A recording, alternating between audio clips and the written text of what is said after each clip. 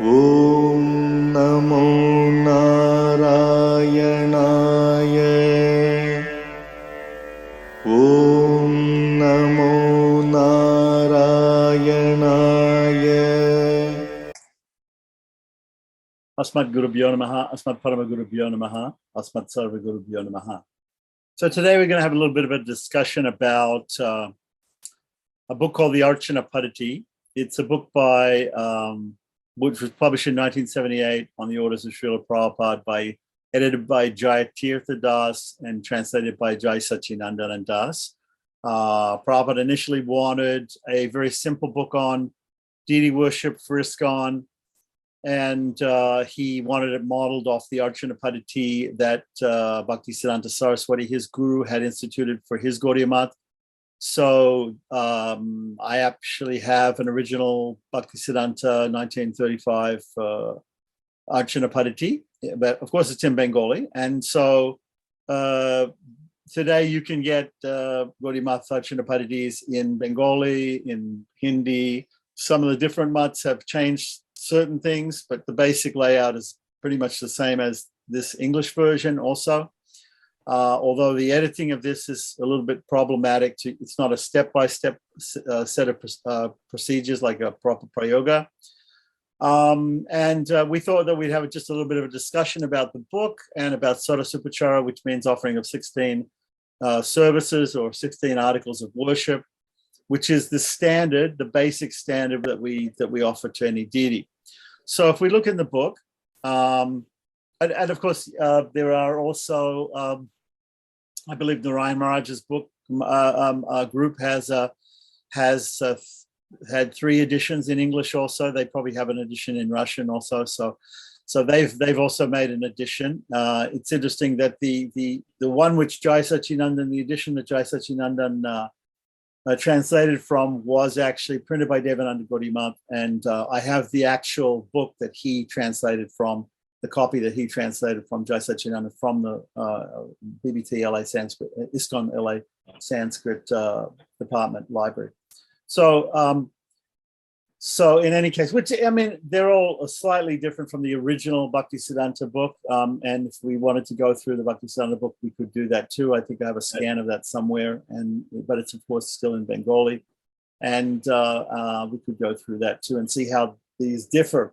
So one of the things that Prabhupada, for a few years, he wanted this simple book to be made, and he wanted anybody who took second initiation, which is actual Vaishnava Diksha in ISKCON, to learn to maybe do a test and learn this book and be able to perform deity worship. Prabhupada's idea was everybody should be able to do deity worship, and especially grihastas and so householders. And so he first of all asked Pradyumna, and Pradyumna didn't do it. He asked Nitai didn't do it. And why don't I just do this? I'm just going to mute you for right now. And if you have a question, you can unmute. Okay, so now let's go and let's look at the Sodas Upachara. Now, if we look in the book, and if we look, so eventually Jai Sachinananda translated it, and Jayatirtha edited it, and it was actually a copy of it was presented to Prabhupada, not a copy of the printed version, but a copy of the manuscript was given to Prabhupada in April of 1977. So April, May, June, July, August, September, October, November, a good like 6 or 8 months before he passed away. He had the manuscript. So for anybody who's watching this who thinks Prabhupada never saw this, Prabhupada never approved of this, the proof is there. There's a conversation in Bombay where Tamal Krishna hands Prabhupada, gives Prabhupada the manuscript. So Prabhupada had it a good full 6 to 8 months before he passed away. So we know that Prabhupada wanted this book. We know why he wanted it from his different letters to Pradyumna and to Nitai and to different people and his instructions to Jayatirtha, which are mentioned in the introduction. And so, and then ever since then, ISKCON, of course, has been changing the book every once in a while, and they come up with different versions and they change things. And whether those changes are good or bad, that has to be that we can look at some questions about that. We can talk about that. We can, and people have their different opinions. So let's just have a look. As far as Sarasa Upachara, the way that the puja is done to a deity is they give the example of the guru, and then they say, take this example of the guru, and the way that we offer the 16 articles to the guru, you offer it to any other deities like Gaurnitai, like Panchatattva, like Radha Krishna, like Jagannath, like that. So, okay, so let's have a look. There's also a section on the worship of Shalagrama, and if you look on the worship of Shalagrama, it will give you probably the best idea of the Upacaras. If we go to page 98, it talks about Upacaras. So let's have a look at that. Let me see if I can get that page. Okay, so we are now getting to page 90, 95, 90, 97, 98. Here we go. Okay, so let's have a look at this section on Upacaras. The Upacaras are the articles of worship.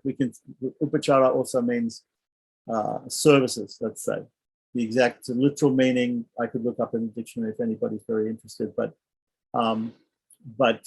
upa is a prefix. The word charity means to go, or probably in this case to do, and so it means offerings, basically offerings, articles.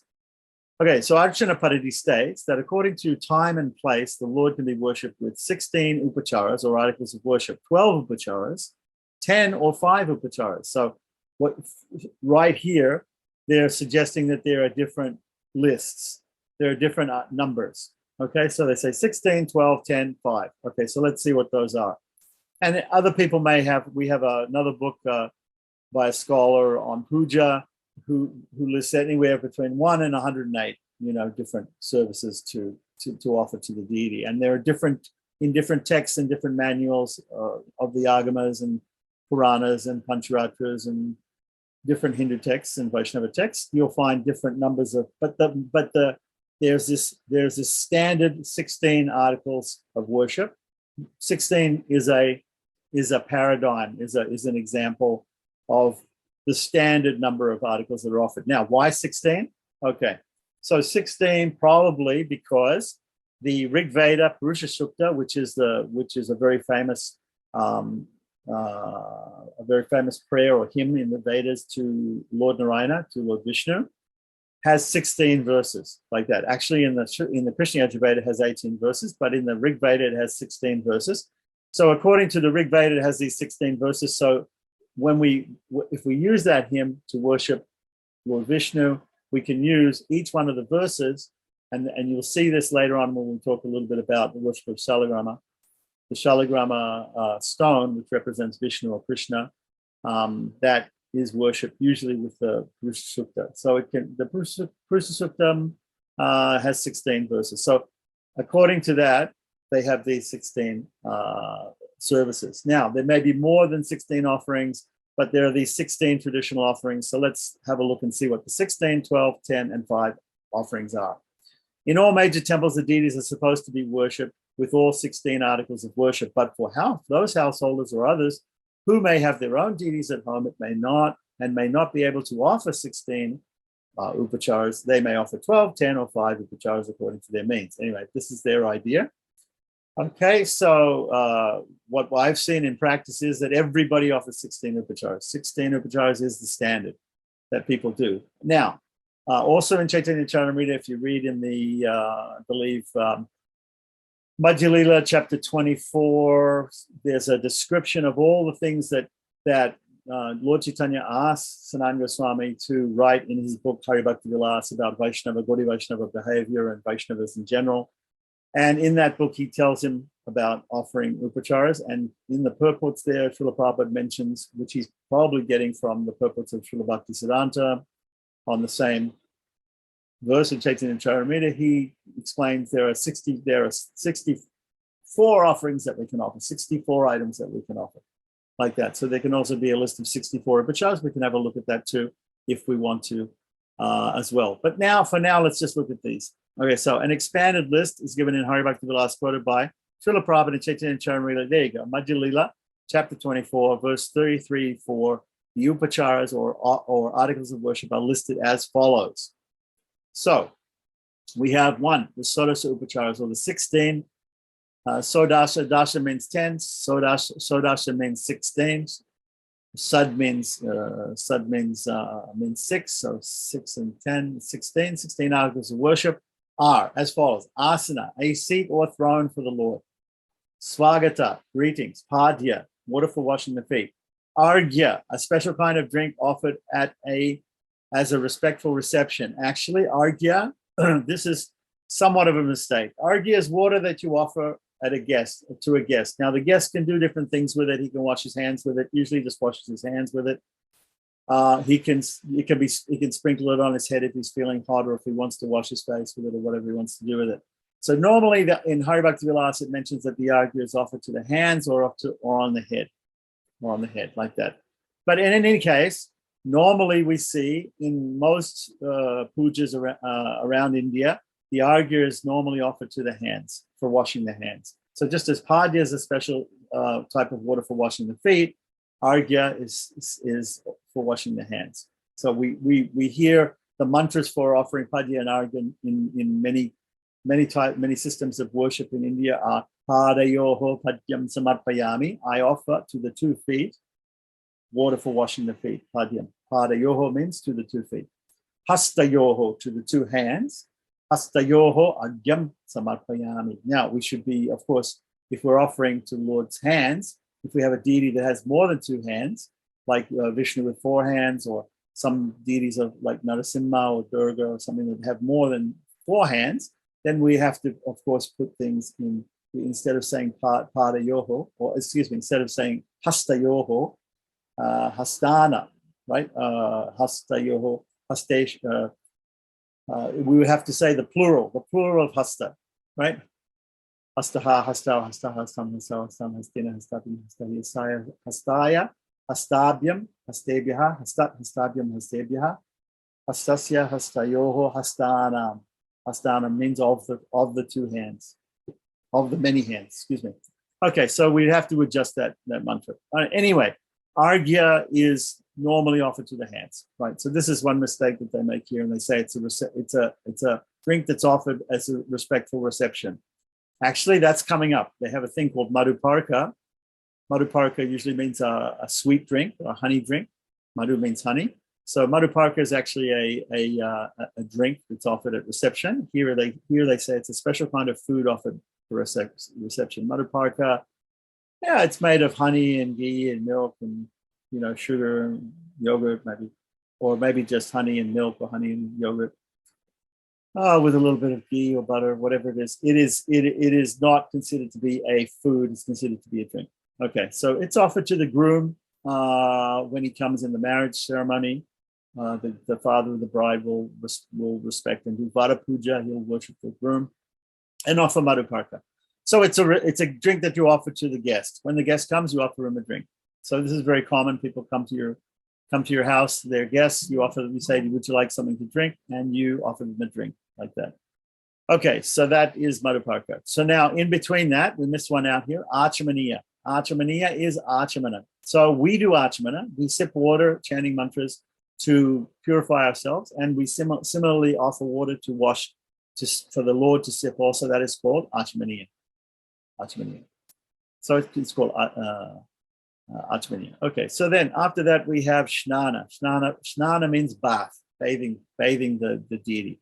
Vastra may after bath, then the Lord has to be dried off. So there are different things. We can offer him a towel to dry himself off, which we call plota vastra, right? But here it says vastra. Vastra means clothes. So clothes means the cloth or the clothing that we are going to offer to the deity afterwards, and so it's not the plota vastra, which is used for cleaning or for drying, but it is the vastra, right? Vastra. So vastra. Vastram, vastre, vastrani. If it's plural, it's a neuter word, so it can be in singular, dual, and plural. Right. So then upavita is the next one. Upavita means sacred thread. So we can call it Yagyopavita. It can be called Yagyopavita, the Upavita or the sacred thread for Yagyas, which is used for Yagyas. It is offered to. It is worn usually by the three higher classes of people in Vedic society: the Brahmanas, Kshatriyas, and Vaishyas. And okay, so Upavita. Now the Upavita would be offered to a male deity. Normally, not offered to a female deity. A female deity would be offered in lieu of an Upavita would be offered a Mangala Sutra, which is the thread that the necklace or the thread that the ladies get at marriage, because marriage is considered to be their samskara, like Upanayana, and they get the sacred thread. They get that sacred Mangala Sutra. So instead of Upavita, if it's a female deity, you can offer Mangala Sutra, like that. Okay, so then Bhushana. The other thing is sometimes people will leave out this step also altogether, and they'll say, okay, if there's no Upavitam, then it brings down the count of Upacaras to 15. So then they say, okay, so because we're worshiping a female deity, we can use Sri Suktam. Sri Suktam is a prayer to Lakshmi in the Rig Veda, in the appendix of the Rig Veda, the Kila section of the Rig Veda, and it has only 15 verses. So it's very useful, because if you take this one out, you've still got, you don't have one verse left over. Let's say you still can offer. So it may be that some people are offering to goddesses or to female deities, female saints or female goddesses. They may be only offering 15 Upacaras because of the no need to offer this Upavita. On the other hand, somebody may want to offer the Mangala Sutra, and that's also possible. Bhushana. So a Mangala Sutra can also be, Bhushana means ornaments. Another name for this is Alankaram. Bhushanam or Alankaram means ornaments. So after we put on our clothes and we have the sacred thread, normally we would put on, it's funny because you put it here, why put the sacred thread on after the clothes? Okay, because sacred thread is usually under the clothes. But here, when we say the clothes, what we're talking about is we're talking about the dhoti, or we're talking about the bottom clothes, the clothes on the lower part of the body. And the clothes on the upper part of the body, which may just be a chadar or an angavastram, another cloth to cover the top part of the body, right? That would go on, of course, after the sacred thread. Right. Okay. So in some more technical pujas, somebody may offer a lower cloth, and then later on again say, oh, I'm offering cloth, and mention that he's offering an angavastram, which is an upper cloth, like that. In the case of female deities, they may wear just one cloth. They may wear just one cloth, which is a cloth which is wrapped either around the top of the body or not around the top of the body, depending upon the part of India and the culture that the deities. If you could see also in Asia, sometimes in India the goddesses are also, just like the way they dress the deities is just like the way they used to dress also. So in certain parts of India, like Bengal or Kerala or something like that, even today, some of the women traditionally go topless. So it wasn't considered to be a problem that they only wore one cloth, like that. Okay, so heading on. Okay, so we have Bhushana, Ganda. Ganda means a good smell. It also means here it's being taken to mean as sandalwood paste mixed with camphor and aguru. Okay, so there is in Hari Bhakti Vilasa, there's also a mention of this particular thing, and they say that, and they actually give a somewhat of a recipe for a certain amount of sandalwood paste, camphor, and aguru mixed together. The camphor, of course, is usually natural camphor, which is called Pachakapuram, which means raw camphor. It means not the chemical substitute. But of course, if we have nothing else, the chemical substitute here, we're not putting it in any food or anything like that. So it's possible somebody might use that also. And aguru is a type of it's a very subtle smell that comes from a type of wood called agar wood, which is a very precious type of wood like sandalwood. So sandalwood can be made into a paste. Now, also in Hari Bhakti Vilasa, it mentions that you can make this paste, which is offered onto the feet of the Lord, onto the different. It can be offered onto different parts of the body of the Lord. It has a cooling effect because when it's made into a paste and put on the body in a very hot, dry climate, the water will evaporate and it will cool down the body like that. So sometimes we see that the sandal paste, which is offered to the Lord, is offered either in a solid form or a liquid form as prasadam to the devotees when they come to the temple. For instance, in Sri Rangam, there's a procedure called Maryada, which means honoring. And you go into the temple, and if you're a special personality, some sort of VIP, or a traditional person who is supposed to get this Maryada, they'll present you with some prasadam in front of the deity. You'll be presented with some prasadam like that. So sometimes what they do is the men go stripped to the waist, have angavastram wrapped around their waist, and it's a very hot climate, and they'll pour liquid sandalwood paste into your cupped hands, and then you smear it all over your chest and upper arms like that. The ladies, and if you give some to the ladies, like your wife or some other ladies, what they'll do is they'll take some of that sandalwood paste and they'll smear it on their necks. So we see even if you go to Burma, you'll see the ladies in Burma, they take tilak or they take sandalwood paste and they cover the face, and it's a type of cosmetic that they use like that. So this has all come from India originally, from the Indic culture. So this sandalwood paste, another thing in Hari Bhakti Vilasa says is instead of sandalwood paste, you can make the paste with tulsi wood paste. It'll also have a similar effect when the water dries up. It'll help cool you. So there are different woods that you can make this paste from, right?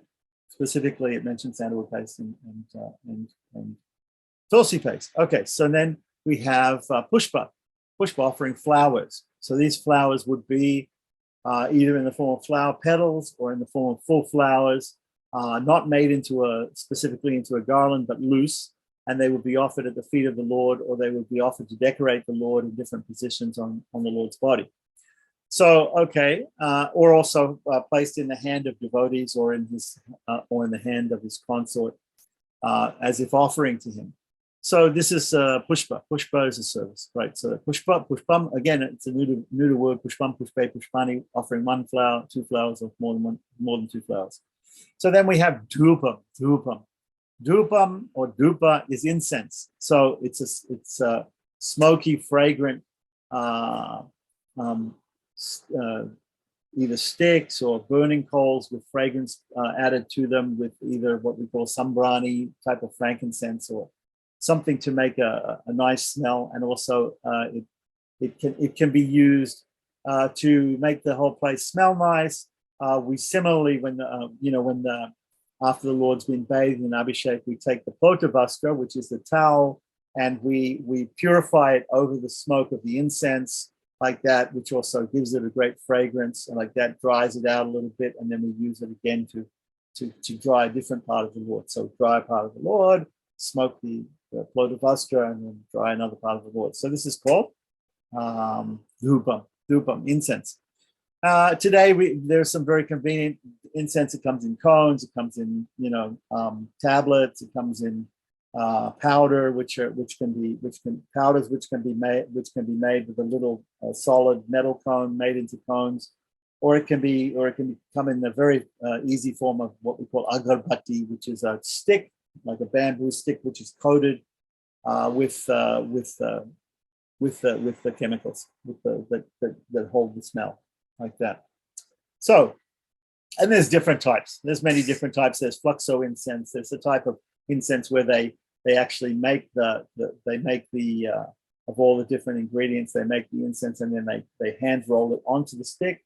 And then there's also another system which is more common, where they coat the stick first with a blank set of chemicals and let that dry, and then afterwards it's dipped in essential oils and takes on the fragrance of the particular oil that it's dipped in, which is also mixed with some alcohol so that which evaporates and then it becomes dry, like that. So I used to run a Spiritual Sky incense factory in Sydney, so I know all about how to make incense and all about incense and different fragrances and things. And there are different fragrances of incense which are offered in the summer and the winter and different seasons, according to the mood of a person, like that. So you might have a strong scent like patchouli or something like that, and another person might want a very fruity scent like jasmine or so you might have which aren't fruity like sandalwood and patchouli, and some are amber, and then you have very fruity scents like jasmine and rose and these different types of and then there's Kera, which is bamboo. There's different smells, and if you get into it a lot, there's all these different incenses, and according to the way you're offering to the Lord, or maybe according to the time, place, and circumstance, you may offer a different smell. Okay, so then we have after that Deepa. Deepa means lamps. Now there's so many different types of lamps. Especially if you go to a place like Udupi, the Madhva Sampradaya, they have many different lamps that they'll offer in Arati. So Arati, originally the word Arati, some people say it means bells. Maybe in Sanskrit, the original Sanskrit of that word, it could be Aratrika, which means not night. Ratrika means night. So to show a lamp. Many times in India, the deity would be inside a temple in the inner Garbha Griha or deity room, which is deep inside a temple. So it would not have a lot of light in it. This is before we had electric lights. And so, of course, there are big candles and things like that. Well, another thing that is done in traditional temples is that sometimes they get mirrors. They have a mirror, a halo-like mirror, which they put behind the head of the deity, or they put on the wall, something like that, and then put a lamp in front of it, and it reflects the lamp's light in many different ways, and therefore it makes more light. It increases the light. That's also possible, but here we're talking about arti or a lamp. Now, there's two types of lamps, of course. There's the lamp that it was just standing or just placed in a particular position, and there's another type of lamp, which is offered in circular motion before the deity, showing the feet, showing the head, showing the whole body of the deity in different ways. Okay, so these are all lamps. Usually a stand lamp is called a pratyaksha deepa, and other lamps are called, they may be called according to the shape of the lamp or whatever it is, or the number of wicks that it has. One wick, usually they have odd numbered wicks. So you'll have, 1, 3, 5, 7. You might have a lamp which is shaped like a mountain with different layers, with different levels of wicks. So there's different types of lamps. There's also a lamp which comes on the top of a pot, on the top of a kumbha. That is called Deepa Kumbha. Deepa Kumbha. So that's lamps. Okay, so the next one is Naivedyam. Naivedyam, also commonly known as Bhoga. Bhoga means enjoyment. Naivedyam means food. Is the food offering which is offered to the deity. Okay, and that can be very simple. In Bhagavad Gita, in the 9th chapter, Krishna says, offer me a fruit, a flower, a leaf, and some water, I'll accept if you offer it with love and devotion. And so it can be some fruits or some, it can be very simple food, even uncooked food, such as dried fruits, rock candy, or it could be sweetmeats like, sandesh, and some other types of, foods, or it can be a full meal consisting of rice and other, vegetables and different things. So there's a whole section in Hari Bhakti Vilasa about the type of food. And normally people offer the food which they, they want to take the Lord's remnants. So they offer the food that they like. And if it's sattvic food, which they like, that's the best type of food according to Hari Bhakti Vilasa. So, and then after that, the last one that they give here in that list of 16, this list of 16, there may be other lists of 16. This one is Malya. Malya is a garland.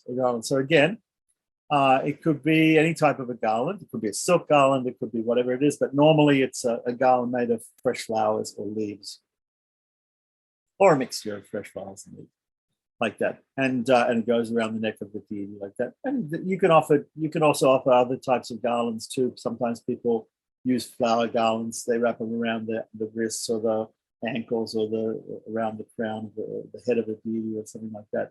And they can be different lengths also. Some deities have a short garland, some have a very long garland. So, there's different types of garlands. If you read, I believe it's covered there are different types of garlands to be offered to Krishna. It's covered in Bhakti Rasamrita Sindhu by Rupa Goswami. You can check that out. So there's different types of garlands. The very famous garland of Lord Krishna or of Lord Vishnu is called a Vaijantiga, Jayanti garland, which is supposed to be a garland of 5 colors. So 5 colored flowers. So you take all of the color, all the flowers of a particular color, and then of another color, and then of another color. You've got 5 different colors in the garland, like that. So there's so many. If you go to India, even if you come to a place like Hawaii, in Hawaii, we don't call them malas, we don't call them garlands, we call them leis. So in Hawaii, it's very common. You go downtown Honolulu, or you go to the airport, and they have what's called a lei stand or a lei shop. And you go in there, and the custom is to wear flower garlands in Hawaii. So they make all these fancy flower garlands like that. So if people arrive in Hawaii, they get offered a garland. If you live in Hawaii, if you graduate your graduation at school, that your parents will bring you a garland at the graduation ceremony. If you get married, you'll wear a garland. All this sort of thing. So it's very much a garland culture here, and they have very, very expert people using all of the different flowers of Hawaii, tuberose, and all these different exotic flowers to make garlands here. So, and you can just go and purchase them. You don't have to make them. You can just buy them from the shops and the people who are expert at making them. I really like the Melanesian ginger garlands that they make. They have ginger flowers that smell very nice. Though they don't last very long. They also have sacred leaves here called maili leaves or tea leaves. It's not the type of tea that you drink. It's a long sort of leaf, and it's considered sacred by the Hawaiians, and they make those into garlands also, and they're considered to be sacred garlands. So here also, not just flowers, but you could also make a garland of tulsi. A garland of tulsi is but at least if you're offering it to Krishna or Lord Vishnu, it's the most favorite leaf of Lord Vishnu. Although he says you can offer me, he doesn't specify in the Gita which leaf you should offer to me. Still, we know that he likes tulsi leaves very much. There are other leaves. For instance, if you're doing puja for Lord Shiva, right, bilva leaves are offered to Lord Shiva. So a garland of bilva leaves, or just offering a bilva leaf to Shiva, is considered very great, just like offering a tulsi leaf to Vishnu. Other deities, other devatas, other personalities have other leaves that they like and other flowers that they like. So for a list of these, you have to look at the scriptures. So, Durga likes hibiscus flowers. Ganesh likes this type of Bermuda grass. It has a name in very short grass. So there's all these different types of grasses and leaves and flowers and even fruits that are auspicious to different and are more favored by different personalities, different devatas. Okay, but here we're mainly talking about the worship of Krishna and Vishnu, other forms of Lord Narayana. And so that is the 16 Upacaras, basically, according to this list. Now there's a couple of different lists of 16 Upacaras, even in Hari Bhakti Vilasa, and we should also look there for those 16. So let's just have a look at the 10, the 12, the 10, and the 5, which are also lists, are going to be simply, they're going to simply be the same things, but they're just going to cut out some. So let's just go quickly. The 12 are Asana Padya Agya Achmaniya Madhuparka Shnana Vastra Ganda Pushpa Dupa Deepa Naivedya. The 10 are, right, so we missed out some there. And then the 10 are Asana Padya Agya Achmani Madhuparka Ganda Pushpa Drupa Deepa Naivedya. Right? So then the 5 are, we take out the first 5 from the 10, take out the Asana Padya Agya Achmani Madhuparka, and we get Ganda Pushpa Drupa Deepa Naivedya. So these are the basic 5 in Panchupachara. So we have Dvarasupachara, Dasupachara, Panchupachara. Panchupachara, or five services, is Ganda Pushpa Drupa Deepa and Naivedya. So this is very simple. And there are different lists. Okay, so is there any question on that? Yes, Swami, I have one question. And in the latest Archana Padati, they say that the last Upachara, the 16 Upachara, is not a Garland. They say that Pranam, offering chanting of the Gayatri and asking forgiveness. Okay. So Vandanam or Vandanam. Yeah, prayers. Vandanam. Yeah. Okay. So what we should do? Okay. So neither in this place or in that book, and the book that you're describing is Pancharatra Priti? Yes. Yes. Okay. So it's not Archana Padati. This is Archana Padati. There's the book by Narayan from Narayan's group is called Archana Dipika, which means light on puja, light on Archana. This is called Archana Padati, means the procedure of puja, right? The specific book that you're talking about is the latest edition of Pancharatra Pradeep, published by ISKCON. Okay, that's fine. But since they have not mentioned exactly where they get the list from, so what we should do is we should look at the scripture. We should look at different scriptures. That's why I suggest everybody read that article on worship by that German scholar, because in that article he will tell you the different places in scripture where the lists of different upacharas come from. So what we can do is, if you want to do now, we can go and look at Hari Bhakti Vilasa and we can see what the actual lists are, and we can compare it to here, the Archana Padati and the Pancharatra Pradeep. We can also, because I believe that there are two slokas in Hari Bhakti Vilasa which mention the list of 16 articles. So we can go compare those, and then we can also look in that book by the German scholar, and we can see what he says. So here we're looking at Hari Bhakti Vilasa in Vilasa number 11, text 120. Starting at text 120, we have what's called Vivida Upachara or Vivida Upachara, the articles used for worship. So in the Agamas, it says, Asana Swagate Saargye, right? Padyam Achamaniyakam, Madhuparka Achama Snana, Vasana Abharananicha, Suganda Sumanodhupa, Deepa Naivedya Vandanam, Prayojayet Archanayam, Upacharam Stu Sodasaha. Sodasa means 16. So these are the 16. These are two good verses to know. If you know these verses, you can quote them and you can say, these are the 16.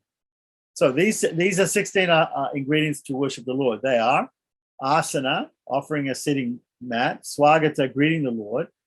Then it says here, argya is next. They put padya first and then argya next. But in the actual sloka, notice that argya is first, then padya, then achmaniya. Let me tell you something. In North India, or specifically in Gaudiya Vaishnavism, they usually offer Padya first, and then Argya, and then Achmaniya. In the Sri Vaishnava Sampradaya, the Ramanujas, they offer Argya first, then Padya, then Achmaniya. And they offer 1 spoonful for Argya, 2 spoonfuls because of 2 feet for Padya, some water to wash the hands with 1 spoon, Argya.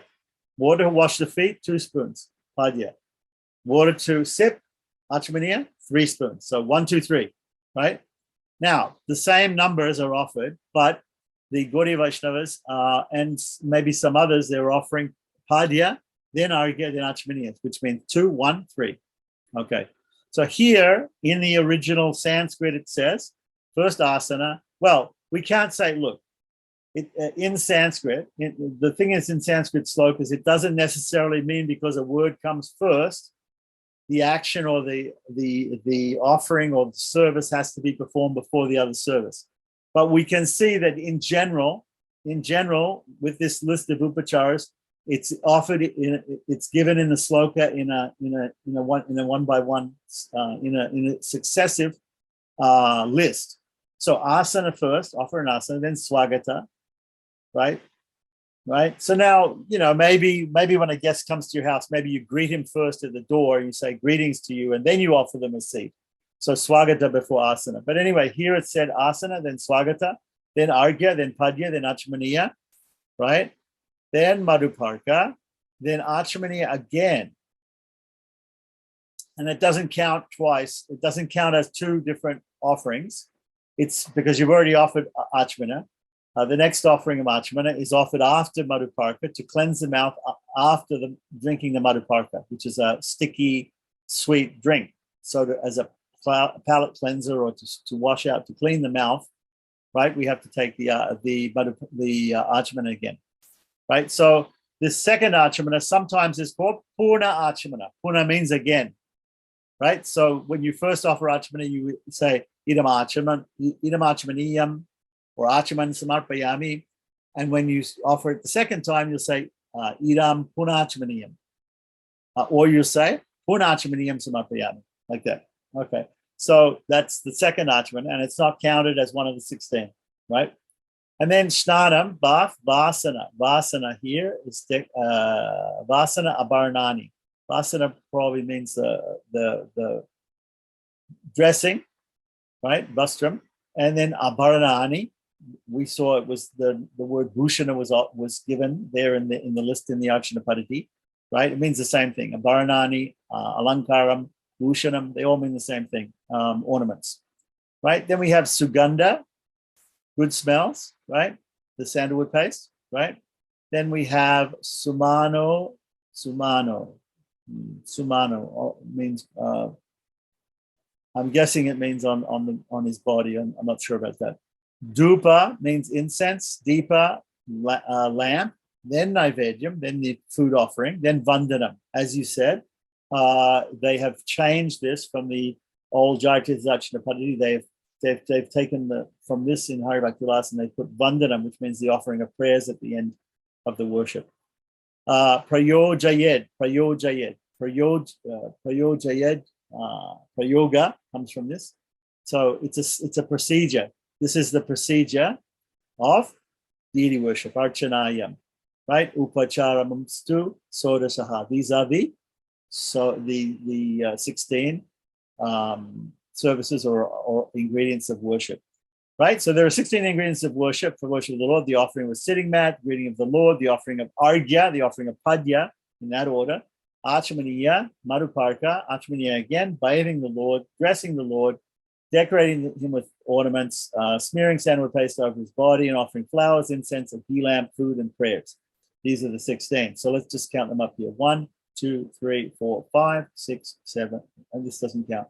7, 8, 9, 10, 11, 12, 13, 14. Okay, so we missed out here. So this must be something. So we have 1, 2, 3, 4, 5, 6, 7, 8, 9, 10, 11, 12, 13, 14, 15, and 16. That's how they count it. So sumano means something. You have to look it up. Okay, right. So that's that list, right? And so also another thing I wanted to mention is that came to me just now. So offering of prayers. Oh, achmana can be offered after different items. If you read in that book by the German scholar on puja, he'll mention that after offering the sacred thread, after offering the clothes, there's different times when you can offer achmana afterwards. So that again is purna achmana, because you've offered achmana again.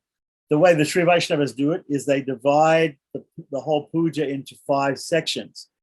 Mantrasana, Shnanasana, Alankarasana, Bhojasana, Punamantrasana, and Paryankasana, or Sayanasana.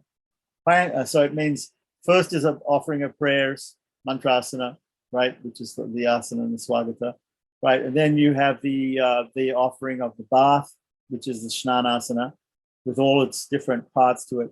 Then you offer clothes and all the ornaments and things and all that's called Alankarasana. Then the fourth one is called Bhojasana, where you offer the food. And the fifth one, again, you're offering prayers again. It's Punamantrasana, right? So you're offering prayers again, but different prayers. So the Bandhanam, right?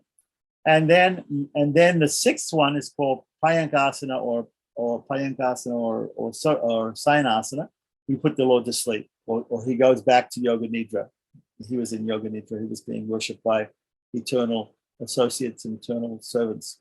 He goes back to his Nitya Lila, his eternal pastimes. Okay, so that's the system of the Sri Vaishnavas. Now, each one of those sections is called an asana.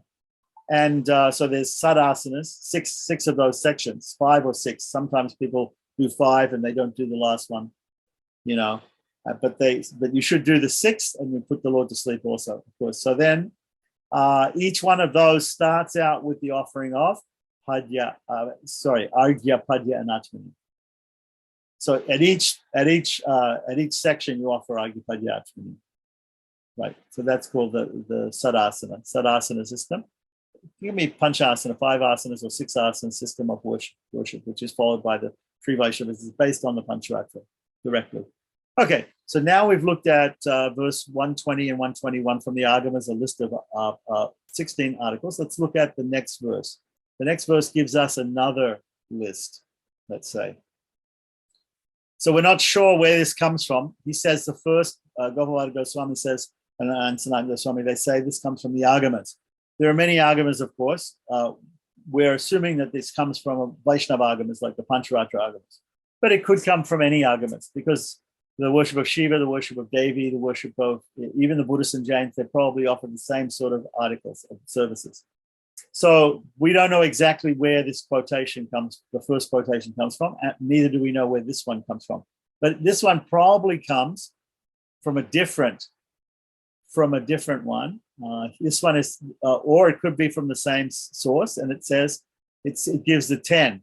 So let's have a look at Arghya, Arghyancha, Padyachmana, Achmana. So we got Arghya, Padya, Achmana. Again, notice, in order, Arghya, Padya, Achmana, not Padya, Arghya, Achmana. Right. However, in the Bengali style puja and the Gaudiya Vaishnavas, they, some other systems they offer the Padya first, then the Arghya, then the Achmani. So here it's again Arghya, Padya, Achmani, the same way that the Sri Vaishnavas do. Madhuparka, Achmani, Yapi. So again after Madhuparka, Achmani again, but it's not counted twice in the numbers. So Ganda Dayo means beginning with Ganda,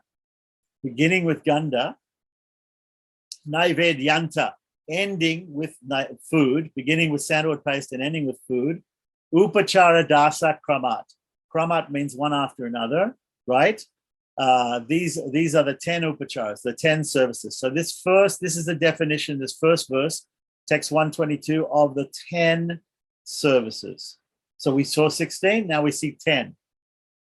Notice that somehow or other we had 12 given as an option in Archana Paddhati. I don't know if Pancharatra Pradeep has 12, maybe it has 12 also. But here in Hari Bhakti Vilasa, they first give 16, then they give 10. Right, 10 as the next level down, the next shortening of the worship, what's called Sanchepta, or is a shortened. Bhaktivinoda Thakur calls his Archana Paddhati Sanchepta Archana Paddhati, shortened Archana Paddhati. So here we have that. Okay, so let's count them up and have a look. We got Arghya, Padya, Achmana. That's 3. Madhuparaka 4. This second Achmana doesn't count as we've already offered Achmana. This is the Puna Achmana. Then we have Gandhadayo and Naivedyam, right? Gandhadayo and Naivedyam Anta. So beginning with the Ganda and ending in Naivedya. So what was from Ganda to Naivedya? There were 5: Ganda, Pushpa, Dhupa, Deepa, Naivedya. So they don't mention Pushpa, Dhupa, Deepa. They don't have to, because in the previous verse it mentioned Pushpa Dupa Deepa, right? Sumano must mean Pushpa, I guess. So they don't mention it because it's so common. Panchupachara is Ganda Pushpa Deepa Naivedya. Everybody knows that. So they just say, and so you have Argyapadya Achmana Madhuparka, right? And then Argyapadya Achmana Madhuparka, right? Then you have Ganda Pushpa Dupa Deepa Naivedya. Ganda Pushpa Dupa Deepa Naivedya. Okay, Ganda Pushpa Dupa Deepa, that's 5, right? And up here you had, actually in this one, it looks like they do count Achmana twice, right? That's interesting, because Agya, Padya. Okay, let's look at the translation and see what it says. Now, but first, before we look at the translation, let's look at the Sanskrit here of the second verse. Gandhadi Bihi, right? Gandhadi Bir, right? So beginning with Ganda and ending with Naivedya, Naivedyantahi, Puja Pancha Pacharika. So the 5 services are simply beginning with Ganda and ending with Naivedya. Ganda Pushpa Dupa Deepa Naivedya. Okay, so these 2 slokas give us the definition of 10 upacharas and 5 upacharas. Sapariyash Trivida Proktas Tasam Edam Samacharet. Okay. One must adopt one of the 3 methods, these 3 methods of worship. So here it is, right here in Hari Bhakti Vilas. It says, now don't be confused here, because sometimes Hari Bhakti Vilas says one must do this, and then the next verse says one must do that, and it's something different than what it just said. So you have to choose one of these things. But if you're usually in Hari Bhakti Vilas, what they do is they give you the preferred method first, and then they give you options afterwards. So, and then they might give you an alternative. Okay, so let's see. We've got those preferred methods first. So 16 is preferred, then if not 10, if not 5. Okay, so let's see the translation. One may also worship the Lord with the 10 ingredients. Padya, Argya, Achmaniya. I would say Argya, Padya, Achmaniya, because that's the way in the verse it is, right? Madhuparka, Achmaniya again, sandalwood paste, Ganda, flowers, right? Ganda Pushpa, Dupa, incense, a ghee lamp, and some food. Well, it says Deepa, not necessarily a ghee lamp. Lamp can also be with oil, right? They use, in South India, they tend to use sometimes what we call gingerly oil, which is sesame oil. In North India, they tend to use mustard oil, okay? And they use it in cooking also, these things. But these different types of oils are there for lamps also. You know, and there can be fragrant oils in lamps too. But anyway, ghee lamps are also to be used, right? And there's other types of lamps too. There's, for instance, there's a type of thing called a pista deep, which is a rice flour. You get rice flour and you make a dough out of it, and you make a ball, and you make a cone shape out of the dough, and in the top you make a well, sort of an indentation. You fill that up with ghee or oil, and you put a wick in there, and you offer it. So you have 4 or 5 of those in front of the deity, and that's called pistadi. Okay, so we have up to Naivedya, then we have Ganda Pushpa Dupa Deepa Naivedya, and one must adopt one of these methods. So we should look at the what it says here, Tasmad Ekam, right? Samacharet means he does. We can look at the tense of this verb, samacharet, right? Will tell us whether it's actually an order or a regulation that we really have to do, or whether it just means he does that. He does one of these. He does one of these things. The worshipper does one of these things. So it'd be interesting to look at it. It seems like we could look that up. Okay, so then we continue on. Text 124 and 125 is going to give us an alternate set. So we don't know where this is from, but we do see down here at the word Sodasha, which means 16, at the end of the second sloka. So let's go through the Sanskrit. Asana, avahanan chaiva. Avahana. So offer the asana, the seat. Do avahanam. Avahanam means to call the deity, invoke the deity, install the deity, call the deity call the Lord from wherever he is, right? Avahanam. Then Padya, Argya, Achramaniya come. That's interesting. Now here in this circle, we've got Padya first, then Argya, then Achramaniya come. Yeah? So Padya first, then Argya, then Achramaniya. Right? Which is the way. But so my feeling would be is if Gaudiya Vaishnavas are doing Padya, Argya, Achramaniya in that order and not Argya, Padya, Achramaniya, then maybe it means that they're following this definition rather than the other definition. Because here it comes Padya, Argya, Achramaniya. Okay. The previous one is Argya, Padya, Achramaniya. So here, asana, avahana, Padya, Argya, Achramaniya, snana, vaso, meaning vastra or vasana, right? Bhushanancha, bhushana means abaranam or alankaram, ornaments. Ganda pushpan, dupakaha, which means ganda pushpa dupa, sandalwood paste, flowers, and incense. Then it goes pradipaschaiva, pradipa, so pradeep. So deepa is here, but pradeep it says, pradipascha. Exactly the meaning of deep when you put pra before it. Pra is a upasarga, or it's a short word that you put before. It's one of these things like upa or pra. These are we changed slightly the meaning of the word, but anyway, it says here deepa, deepaschaiva. So it's a type of deepa. Offer a lamp and then offer food offerings, right? So we've come up to the food offering, and after that, pushpanjali. Pushpanjali is an also offering of flowers, but it's more descriptive here because pushpanjali normally means the offering of flowers.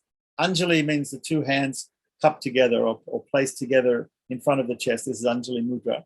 If we open the hands slightly like that, Anjali, an Anjali of flowers, pushpanjali, would be offering of two flowers with flowers and offering of flowers to the Lord's feet from our two hands like this. We could also offer with the right hand. If we're ringing a bell in the left hand, we could offer with the right hand. But pushpanjali is the offering of flowers. Okay, so it's a little bit more descriptive, pushpanjali, than just saying pushpa, right? Handfuls of flowers is basically what it's saying. Rata param.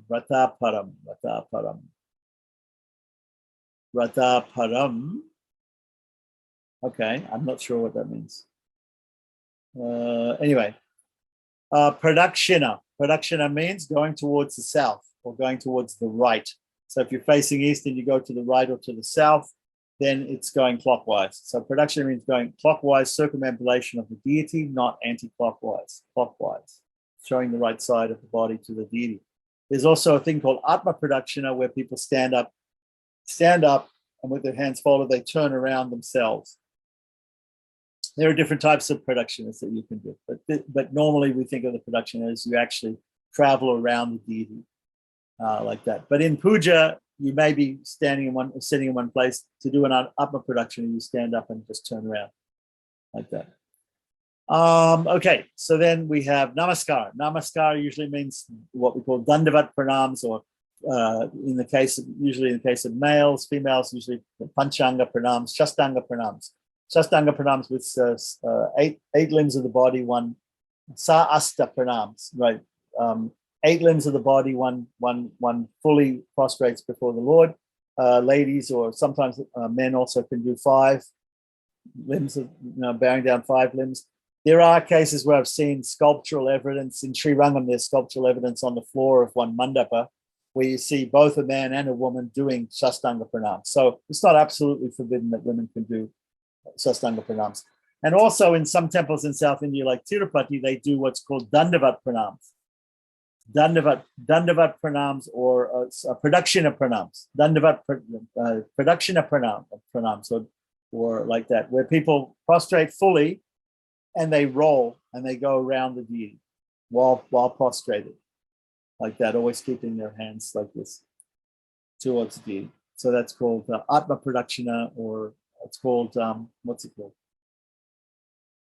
Anyway, it's called. It's a type of obeisance. Anyway, namaskara. Namaskaras can be as simple as holding your 2 hands together in front of your chest, showing Anjali Mudra. So there's different ways, right? Different methods of namaskara, right? Then it says Visargas Chaiva. Visargas means here he's translated that as immersion. So offering obeisances, namaskar, and then immersion at the end. Now, immersion is not really, immersion happens when you have a temporary deity of the Lord, like made of clay or sand or something like that, and it gets put into water and it gets dissolved after the puja. You first have to do valediction of the deity, the Lord. You ask the Lord to inhabit the deity, and then you ask and accept worship, and then you ask the Lord to go away, to go back to his Nitya Lila, to go back to his eternal pastimes, because that is a temporary form of the Lord. That's a temporary form, and that temporary form will be destroyed at some time. So so we don't want to inconvenience the Lord by having him stay in a form that can be damaged. So we do Visarjana. Visarjana means valedicting the Lord. So this sometimes it's called immersion, because we see they do it with clay deities. They immerse them in rivers or in the sea, and they dissolve. But these temporary deities. But valediction, what it is in English, it's invocation is of Vahanam, and Visarjanam is valediction. So here we have in the beginning invocation, at the end valediction, like that, invoking the Lord and valedicting him, like that. So now another reason why they might have put these two sections here is because later on in chapter 19 of Hari Bhakti Vilasa, they're going to explain about installing the deity. And there are two different types of deities that are being installed in Hari Bhakti Vilasa 19. The first is called a Achala Murti, or a Stira Murti, right? An immovable stone deity that gets cemented with a particular type of, usually they use some sort of conch shell, ground up conch shell cement, or some sort of special, some sort of special thing that sticks the deity to the altar like that permanently, glues the altar to the deity to the altar permanently. So that type of deity is called a Stira Murti or a Achala Murti, can't move. And that it has Bhusparsha, it touches the earth, and it's completely in direct touch with the earth, or at least with the altar, which is also in direct touch with the earth. And there's a special Pita Ratanyasa which is performed in between the deity and the altar. And so the deity is standing on something. So that deity is permanently installed. Then there are other forms of the deity that are movable. Those are called Shala. And normally they're made of wood or metal, and they're smaller than the large deity, although sometimes they can be big also. They have to be invoked, Avahanam, and they have to be Visarjam, they have to be valedicted at the end of the worship. So this is called temporary installation. It's not permanent installation, because we don't ask the Lord to be present in that form permanently. We ask him to come, we worship him, and then we bid him farewell with valediction, and he goes to his Nitya Lila, or his back to his Nitya spirits. Yeah. Sorry, I have a question. The Shala Murti is also the Utsava Murti? Yeah, well, in the temple, you might have you can have up to 6 different murtis. Okay, you might have, according to Pancharatra, there are some temples where they have okay, so the main deity, the stone deity, which is stuck down and permanently installed, is called the Mula bearer. Mula means root. The thumb is called the Mula on the hand, because it's at the root of the hand. The thumb is called Mula, right? Like a Mula mantra. Mula mantra is the root mantra of a deity, right? So Mula mantra, the prayer, the main prayer of that deity. So the main deity in a temple is called the Mula bearer. The word bearer means murti. It means the form of the Lord. So bearer, we said Mula bearer, or Mula murti, you can say Mula bearer or Mula murti. So that is the main deity that's permanently installed. The other deities are different forms for different purposes. One form will be not very small, but also not very big enough to dress nicely and decorate nicely. And it can also go on a palanquin, it can also go on a chariot, right, for Rathotsava or Rathayatra, right? That is called an Utsava Deity. Utsava Deity, an Utsava bearer. The Utsava bearer is movable, right? because it can go on the cart, it can go on the palanquin, it can go on different vahanas, different things that we carry the Lord on, like Garuda, Hanuman, different things. And that is a movable deity, normally made of metal, and is small, a little bit smaller than the main deity. That is a movable murti. That is a chala murti. Chala means to go. Achala means never go. Means to stay, not going. So there's chala and achala. So in Hari Bhakti Vilasa 19, where they talk about installation, they talk about, first of all, they talk about installing the main deity, the permanently installed deity. Then they talk about installing the temporarily installed deity, the Chalamurti, right? So my point here was that they, first of all, in Hari Bhakti Vilasa, they give a list of offerings that we offer without a vahanam and without visarjana, without invoking the deity, without valedicting the deity, without calling and sending the deity. So that maybe that's appropriate for a deity that isn't called and isn't sent. It is called one time, right? But why would we say why would we invoke? For instance, we have shalagrams. Shalagram is an exception. It's a movable deity, but it's a self-manifest deity. Shalagram or other Shila murtis like the Dwarka Shila, Govardhan Shila, these are considered already installed. We don't do an installation for them. There's no mention of shalagrams or Dwarka Shilas or Govardhan Shilas in the 19th chapter of Hari Bhakti Vilasa. There's only just the big stone deity, which is permanently installed, and the small metal deity or the small wooden deity, the one which is movable, which is installed according to Chalapachista system, right? The movable deity system. There's two systems of installation there in the end, right? One is permanent installation, one is temporary installation. This is also described by Lord Krishna in the 11th canto, 27th chapter of the Bhagavatam, where he says, Lord Krishna's instructions on deity worship, he explains how to install him. He says, you can install me according to the Chala or the Achala system. He says it, right? It's Chala and Achala, right? If you look it up, we can look it up. In fact, we should look it up after this, right? So that's the thing. So my point here is that first of all, they've given us a list of 16 articles that can be offered. But if they've given this other list first, it would be assuming that you do a vahanam for all deities. You don't do a vahanam for all deities. You don't do a vahanam for Shalagram. You don't need to invoke Shalagram. You don't need to invoke the permanently installed deity. He's there.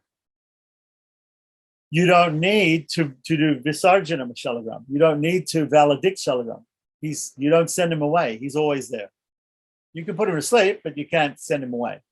Okay, so similarly, now you're asking a question about the in the temple. In the temple, the Utsava Deity, now there's an Utsava Deity. There's another deity called a Shnapana Bera. Shnapana Bera means it's a smaller than the Utsava Deity, right? And it's used for bathing. So whenever you have abhisheks, you do that one. You bathe that one. Or when at the end of the festival, that one gets immersed in the temple tank during the Avabrit Shnanam. So that's a third type. So you have the Mula Bera, the Utsava Bera, the Shnapana Bera, the Snan Bera. Then there's one called the Bali Bera. Bali Bera is a small deity that goes around on the palanquin and offers the remnants of the prasadam of the main deity to the different devatas that are installed around the temple in the prakaras or the walls of the temple, right? In a traditional temple, in a traditional Pancharatric temple. So now we have four, right? We have Mula Bera, Utsava Bera, Shnapana Bera, Bali Bera, right? Now we might use one of those bearers, like the Bali Bera or the Utsava Bera, might also go to the Yagshala.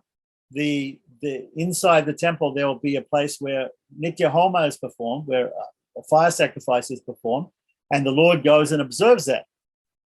So that may be a separate one. Then there's a Payank bearer, or Shayana bearer, who's in a lying down pose. And that is the one that goes to sleep. Like in Udupi, they have a deity of Krishna that goes to sleep for 4 months, Chadamasya, in a golden cradle. In all other Pancharatric temples, they'll have a deity of a Shayana bearer or Payank bearer, that lies down and goes to sleep, for the Lord to go to sleep. So maybe these other deities are not. Okay, so you've got, so I'm just trying to think of this. There can be up to 5 and even 6. So I'm trying to think of what the 6th one is. I mentioned about the Homa, the one that, so you've got Mula Bera, Utsava Bera, Shnapana Bera, Bali Bera. I mentioned about Homa, but it's not really one. It's one of the others that's used for observing the Nitya Homa. And then you have the Sayana Bera, right? So for sleeping. Okay. There might be another one, and I'm not remembering right now the purpose of the 6th one. Okay. Now, that's in ancient Pancharatric temples. They might have these 6. And if you look at some picture of the deities in Sri Rangam or something, you'll see more than one form of the Lord there on the altar. There'll be different ones. And Tirupati also, they have a one for bathing, one for, So, okay. So, but in North India and in modern temples, it's usually come down to, it's been condensed down to 2. One immovable deity and a smaller movable deity.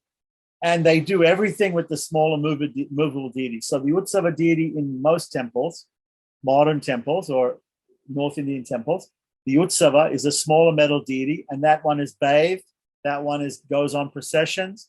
That one goes to observe the fire sacrifice. If they offer bali to the different devatas, that one will go out on a palanquin and offer the bali, which means offering pieces, some of the rice which is offered to the main deity as prasadam to the different devatas. And that one will go in the Avabrit Snanam at the end of a festival, will be immersed in the temple tank along with the Brahmins. And so it has come down, it's been simplified. Originally in Pancharatra and Vaikanasa, they have all these other ones. The place to find all the quotes and the pramanas, the Shastric quotes about all these different types of deities is in that book I mentioned by Dr. V. Varadacharya of the Indological Institute, the French Indological Institute in Pondicherry, who wrote the book Agamas in South Indian Vaishnavism. So anybody who wants that, they let me know, and I will give you a link to download it, and you can read it. In there, it speaks about all these different types, and it will explain the 6 types. Actually, I've mentioned 5, I think, and I'm missing one. I'm thinking of it's not coming to me. So okay, that's fine. So, but it's been simplified to one. And in Hari Bhakti Vilas, we see that they don't talk about all these different types of deities, because Hari Bhakti Vilas is also, it's more or less a summary study of the ancient scriptures, and it takes things from all over the place. It doesn't give all the details sometimes of things. So he hasn't given the details of all the different types of movable deities that are there. He only gives the details of one type, the Utsava Bera or the Utsava Murti. Okay, so we've got the Mula Murti and the Utsava Murti. So that's what we do. We and there are two ways of installing them, and that Utsava Murti is invoked from the main Murti that is representing the main deity. So the main deity there is permanently installed.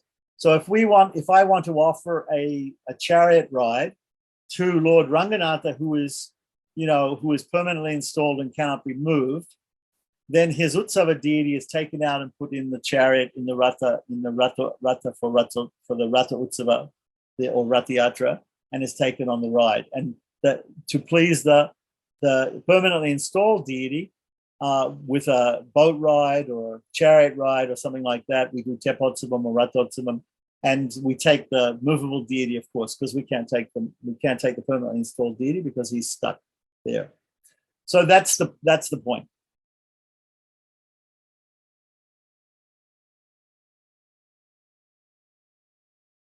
So let's go. Let's just see what comes up next in Hari Bhakti Vilas here. It's a big long section here of slokas. What does it mean? Okay, so here it's talking about 64 items. So it does mention it. Okay, it mentions 64 items.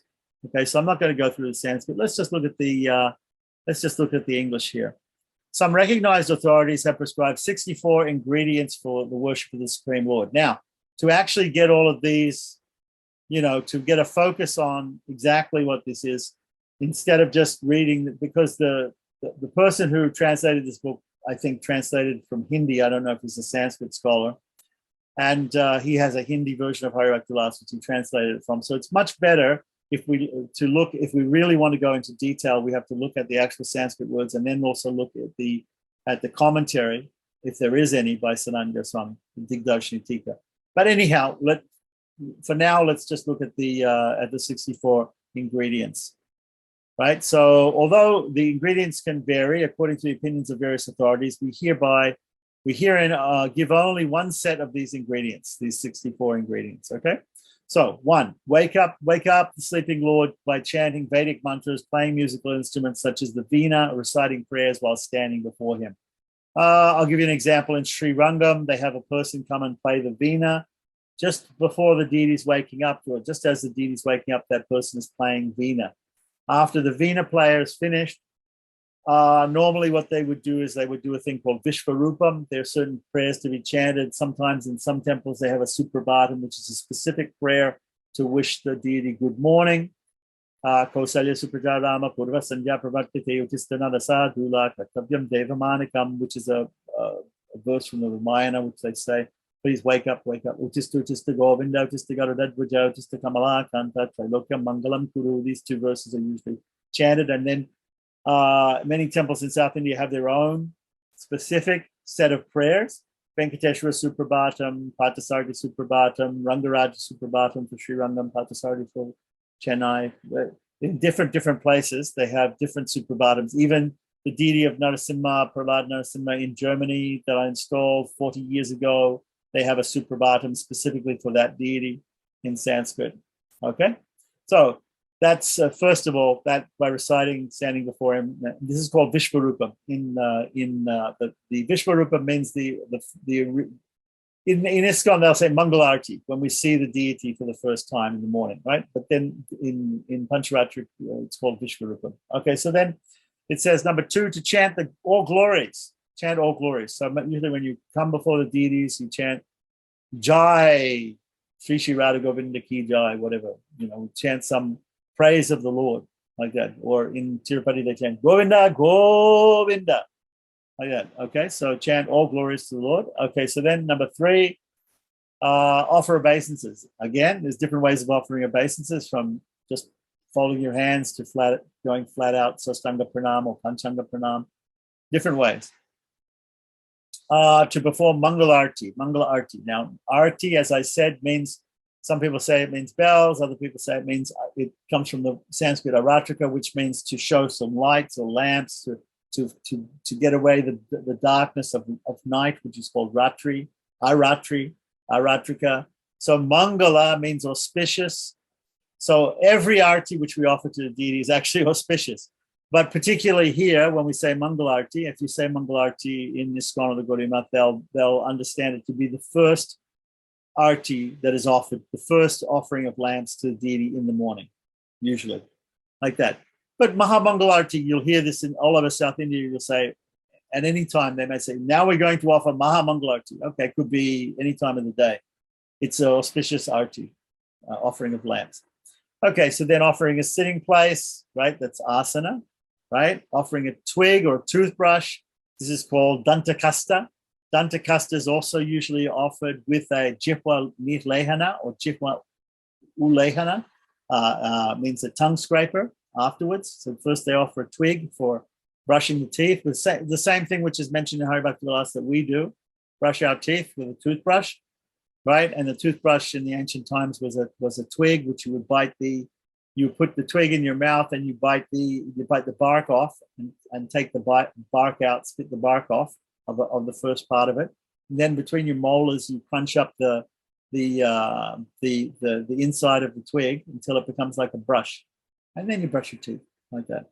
And then because the twig is fresh, it'll be bendy. It'll be a little, it'll be bendy, and you bend it. You bend it like this, and one side, it still has bark on it, one side will crack like that, and the other side will remain as a bend like that, and use it to scrape the coating off your tongue, which has come there after sleeping all night. Okay, so this is called Dantakastam and Jihwanilehinam, right? And sometimes in temples they have a silver or golden toothbrush and a golden tongue scraper for the silver or golden for the Lord. Other times they use the twig and they do it in that way. But there's a way to offer. The brushing of the teeth is like this. No dentists call me up and say it should be up and down. The toothbrush is offered like this, back and forth, and the tongue scraper is offered up and down. Okay, right. So okay, so then we have offer padya, argya. Okay, so again they put the padya before the argya. You could also offer argya before the padya, as some people do, like the Sri Vaishnavas. So padya, argya, water for washing the feet, water for washing the hands, water for washing the mouth. To then offer madhuparka and punachmaniya, again, the sweet drink, reception drink. Offer paduka. Paduka means shoes, offer the Lord shoes, and meditate that he can go to the next stage of the worship. The next stage of the worship is where he goes and takes bath. So in order to go from the throne room, or the Lord is worshipped like a king in the temple. That's called Raja Upachara. Raja means king. Upachara, kingly service. And in the house, he's more worshipped like a guest. So he's not really worshipped like a king in the house. So 64 items would be for the temple, not usually for the house, unless somebody was very rich and had a lot of servants, and maybe he would want to do 64 items. But okay, but mostly for the temple. So offer some shoes to the Lord so he can go to the bathroom and take his bath. So the Snana Vedi, it's called, the bathroom, right? To cleanse the Lord's body, Okay, so cleaning the Lord's body here we don't exactly know what it means. It could be just brushing it down. We have to look at the Sanskrit to see exactly what they've translated as cleansing the Lord's body, because later on we're going to talk about bathing. So then we have, now this is interesting, because if there's any dirt on the Lord's body, on the deity's body, that should be cleaned away first. Then afterwards we should offer baths of like milk, yogurt, ghee, honey, sugar, like that. Because the charnamrita or tirtha, the what's left over from the Lord's bath, we're going to take as charnamrita, but we don't take the dirt. We first of all clean any dirty things off. If there's dust or dirt, that has to come off first, and that water is not charnamrita. I mean, strictly speaking, you could take it as charnamrita, but the idea here is first clean the Lord's body. After you clean it, then massage it with oil. Right? So give him like an oil massage. Some people take an oil bath at different occasions. Remove the oil from the Lord's body. There's different ways to do that. You can use an astringent like amalaka, amalaka is a type of Indian gooseberry, very astringent, very citric. And or you can use powders, different powders like rice powder or wheat powder or like that, and it takes off the oil. The oil comes off. It absorbs the oil and the oil comes off, and the stone deity will absorb some of the oil or some of the ghee that's being offered to him. Of course, the metal deity won't absorb it, but still, it takes off the oil off the Lord's body. And sometimes you have this. The Madhvas have this Raha Keshari. They have boars. I have one. It's a boar's hair, boar's bristle brush. Some people use a cow's tail brush. These are considered pure, and you can put the powder on, you can brush it off the deity like that when you drink. So there's many ways to do it. Different cultures do it in different ways. Okay, so remove the oil from the Lord's body, then bathe him with scented water, which has been mixed with flower petals, then bathe him with milk, bathe him with yogurt, bathe him with ghee, bathe him with honey. And they're all different prayers to offer all of these. Then bathe him with sugar water, then bathe him with water purified with mantras. Wipe the Lord with a soft piece of cloth or a towel, right? Again, that's called Plotavastra, and it can be warmed over the incense and made fragrant over the incense, the sambrani dupam, and it can be offered like that. Then dress him in clothes and a chadar, or maybe just the clothes first and leave the chadar till later after we put the sacred thread on the Lord. Offer him a sacred thread, upavitam, or if it's a goddess, a mangala sutram. then again offer Achramaniya. See, so I said before that in that book by the German scholar, he also mentioned that you can offer an Achramana after offering the Brahman thread. So here it's confirmed in Hari Bhakti Vilas, after offering the Brahman thread, then offer Achramaniya again. So this is a type of Puna Achramaniya, right? So one Achramaniya we offer after the Arghya or the Padya, and one we offer after the Madhuparka, if we were offering Madhuparka, because remember, in that second set of 16, there was no Madhuparka mentioned. That's another point, right? So that system is no Madhuparka. And in South India, they tend not to offer Madhuparka. One of the reasons is because it's very hot in South India, and that Madhuparka, that probably would go bad, if you offer it, if you just keep it there for a short time or whatever. So it wouldn't be fit to drink. Anyway, I don't know. That's just my speculation. Actually, that's a bit of a speculation. But so the point is that there are some systems of 16 Upacaras where they don't offer the Madhuparka. So we saw that in the previous verses. Okay, so now we're talking about the sacred thread, and then after the sacred thread, offering Achramaniya again. It's again Puna Achramaniya. Then offering sandalwood paste on the body of the Lord, specifically on the feet.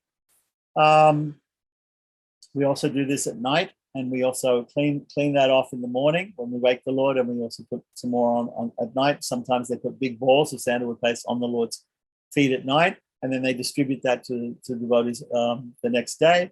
The other thing they do with sandalwood paste is make it very thick, like clay, and they press it against different parts of the body, like the Srivatsa on the Lord's chest, which represents Lakshmi, looks like Lakshmi, or the hand of the Lord, which is offering benedictions or offering protection to us, like that. And then that's called an Abhaya Hastam or Srivatsa Hastam. Yeah, a Srivatsa, right? They make this indentation in the sandalwood paste, and they dry it out and they give it to the devotees. So on my altar, when I'm in Sri Rangam, people give me, the Archikas give me that before I go on a trip, come back to Hawaii, they'll give me this Abhaya Hastam. They say, have a good trip, bon voyage, don't have any problem on your trip. Take Lord Ranganatha's hand, offering you protection on the way, made out of sandalwood paste, like that. So then we have to offer, then offering ornaments, right? We talked about that, Alankaram, Bhushanam, Abharanam, it's called, right? So offering flowers, offering incense, dhupa, offering a ghee lamp. Well, it could be a lamp anyway. Probably doesn't say ghee, but anyway, it's a lamp. We're offering lamps. Remove the cast of the evil eye. Okay, sometimes this is done with water in a plate, with kumkum, which is a vermilion red powder in a plate. Right, that there's different ways of averting the evil eye, and it's offered, round and round in front of the deity and then thrown out, or you can offer coconuts, clockwise, anti-clockwise, even with a burning piece of camphor on the top, and cracked and thrown away like that. So there's many different ways of averting the evil eye. Okay, then offering food, offering the boga, offering a mouth freshener, which would be like offering pan, which is getting shaved betel nuts with some spices and mixing it up, maybe some menthol or some camphor, some edible camphor in there, and elaichi, cardamom, cloves, different things, and offering that to the Lord, offering betel nuts, right? So it could just be fragrant betel nuts. It might not be, the mouth freshener might be something slightly different. So in Bengal, a lot of times they make a distinction between the betel nuts, cut spice betel nuts, which is called tambulam. Tambulam is cut spice betel nuts. But sometimes we can offer a full pan, a wrapped leaf with the spices in it, and we can call it tambulam, right? But if we just have certain sweet spices like anise and cardamom and like that, and even if they're spiced, we can offer that. That's sometimes called mukhavasa. So it could be mukhavasa, or it can be tambulam, or it can be pan. And there are different mantras to offer those different things. So here they've made a distinction between mukhavasa, mouth freshener, and it's like an after dinner mint. After his food, a palate cleanser, something to cleanse his mouth. He's been eating a big meal full of ghee and everything. So to at the end of the meal, we take in the West, people take some sort of palate cleanser, after dinner mint or something like that. And then we have the betel nuts. Okay, so then offer a beautiful bed for the Lord to lie down in. Again, you have if you're in a traditional temple, you might have a Shayana Murti especially to go in that bed. Offer hairdressing articles. Okay, so the Lord has hair. He needs a comb. He needs a mirror. He needs to be able to have his hair dressed also. Offer beautiful clothes to him. Offer a crown. Offer fragrant sandalwood paste. Right? Some of these are being doubled up, but there are different sections of the day when these are offered. So there are different clothes, different fragrant pastes, and etc. Offer ornaments such as the Kaustubha gem, Kaustubha money is on the Lord of the money means gem, is on the Lord's chest. Offer fragrant flowers. Offer a grand arti, another arti. Offer a mirror so he can see himself. Take him out into the courtyard, meaning the movable Utsava Murti goes out into the courtyard of the temple. Place him on a throne in the courtyard. Nice. Offer him padya, argya, etc. in that place, right? Offer betel nuts and offer another arti there. Offer a chamara and an umbrella. Chamara is a yak-tail whisk, which is usually used by kings and rich people to keep the flies off you, right? So you can either use it yourself or you can have somebody else whisk you like that. And basically the ends of the whisks just sort of flick the flies that are getting close to you or even on your body. Even with the chamara, you can touch the person's body with the chamara. Prabhupada mentioned that in Australia, when he came to Melbourne in 1974, he had two devotees standing on each side of him waving chamaras when he was on the Vilasa. And he said, I can't feel it. You have to be closer to me. You have to be much closer to me to use the chamaras because I can't feel it. Chamara is not meant to push wind. It's meant to get away the insects. Okay?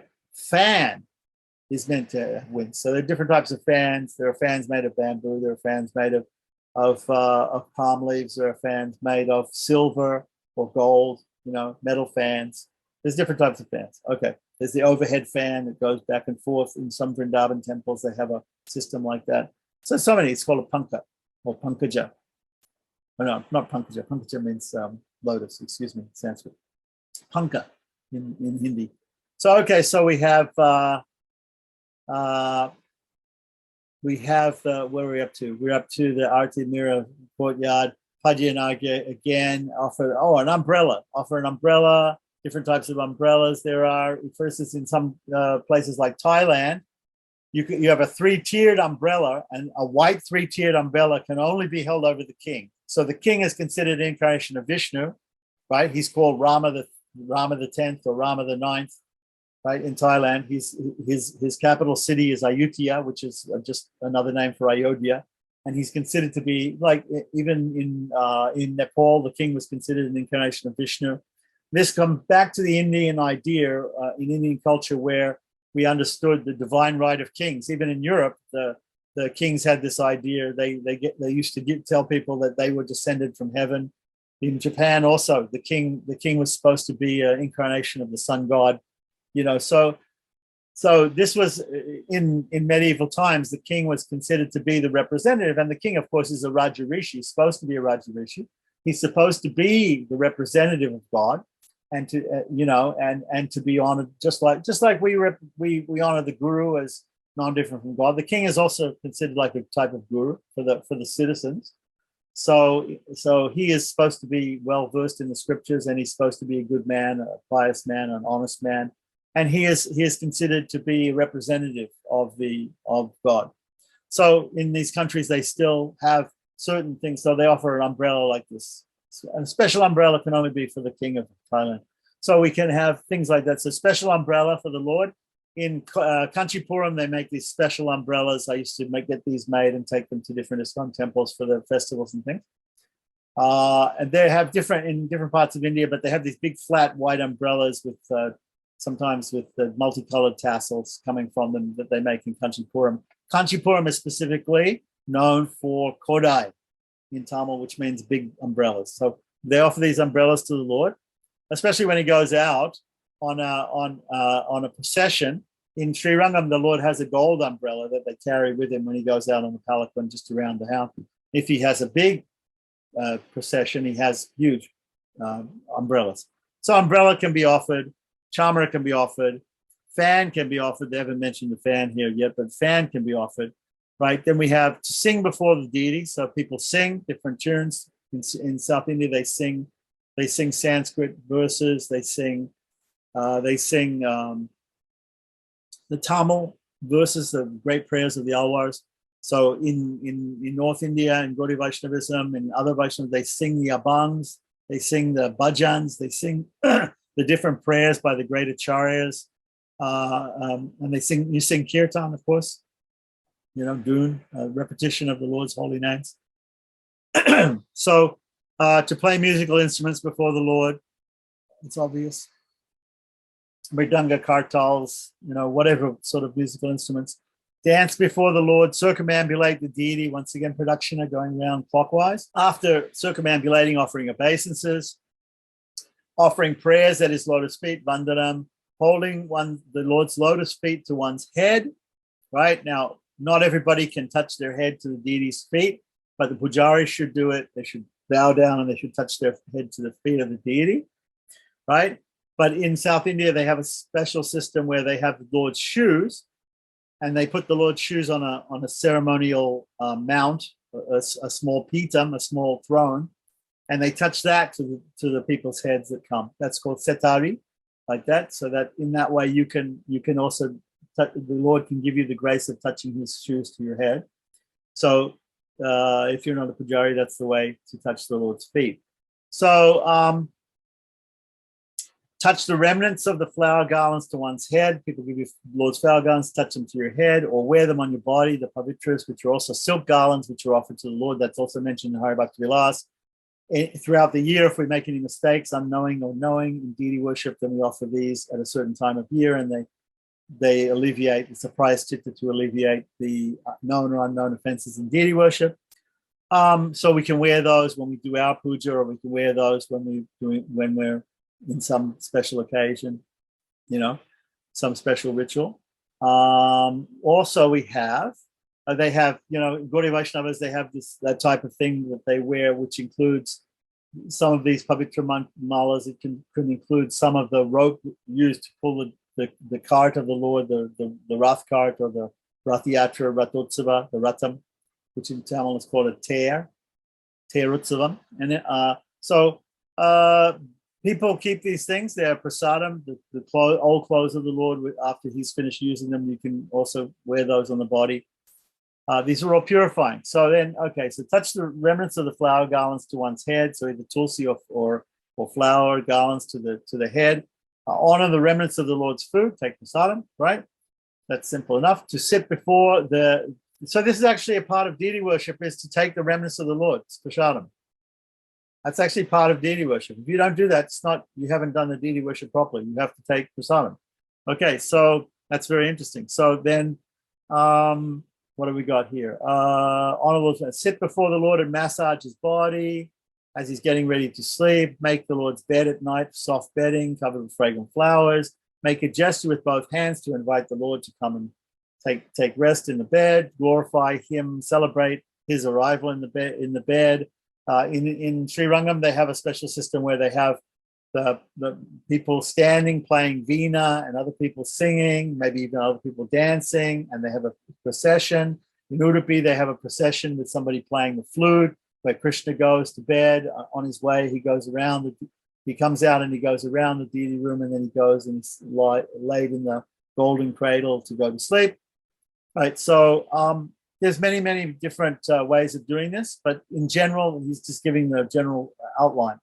So then inviting him to bed, to glorify him, celebrating his arrival in bed, to place the Lord on the bed, offer him sandalwood paste, as I said, in bed on the feet, flower garlands, betel nuts, as well as an arti, right? And then lay him down in the bed and gently massage his lotus feet, and he can go to sleep. This is 64 articles. Okay, so now we're going to continue on. Any ingredients that have not been listed in this connection can also be used in the worship of the Supreme Lord if they're in accordance with the rules and regulations prescribed by one's authorized disciplic succession.